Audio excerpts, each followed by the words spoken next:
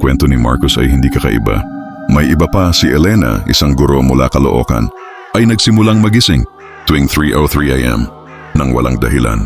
Tuwing titingin siya sa orasan, laging parehong oras na 3:03. Isang gabi, bumangon siya at nagpunta sa kusina tahimik, walang hangin.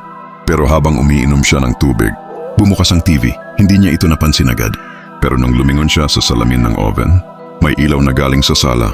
Lumapit siya, walang remote, walang taong gising. Pero bukas ang TV channel. Biglang nag-flash ang screen, napatigil siya. Pina-rewind niya ang recording ng CCTV kinabukasan. Walang nakitang ilaw, walang bukas na TV. Nakita ang sarili niyang reflection sa oven. At sa reflection, may isang babae sa likod niya.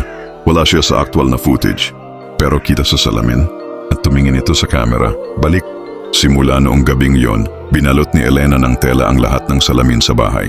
Pero gabi-gabi pa rin siyang nagigising 3:03 AM ang TV. Kahit nakasaksak o hindi, bukas pa rin ang Channel 77. May nakakita na ba sa'yo sa likod mo?